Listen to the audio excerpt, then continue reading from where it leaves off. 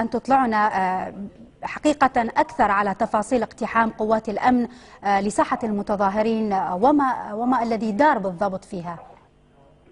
نعم سيدتي الكريمة، يعني نحن يوم غد تكلمنا عن هذا الموضوع وعن استخدام كل الطرق والقنوات الاتصالية مع الموجودين في داخل هذه الساحات من أجل أن يتم تسليم المطلوبين في جرائم القتل والمطلوبين في جرائم إرهابية، وكذلك أن يتم استرداد الأسلحة التي سرقت من النقطة المشتركة التي كانت بالقرب من نقطة التفتيش.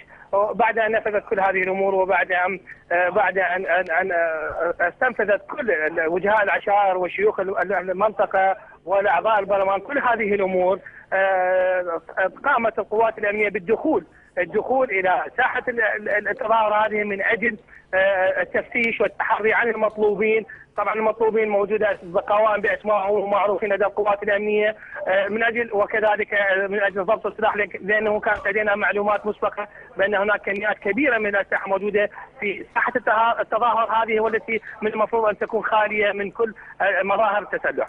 بعد دخول القوات الأمنية إلى هذه الساحة بادرت هذه المجاميع الإرهابية بالتصدي والتعرض إلى القوات الأمنية التي تقوم بواجبها الطبيعي الدستوري القانوني، فما كان من القوات الأمنية إلا الرد على هؤلاء من أجل حماية المواطنين الذين استخدموا كدروع وتروس بشرية من قبل هؤلاء الإرهابيين، حتى أنه لدينا الكثير من صيحات الاستغاثة من أجل دخول القوات الأمنية. نعم. طيب سيادة العميد، عذرا المقاطعة، يعني تقرر تشكيل لجنة تحقيقية، كيف ستتعامل هذه اللجنة مع قضية المسلحين وتحصنهم داخل هذه الساحات، أي ساحات التظاهر؟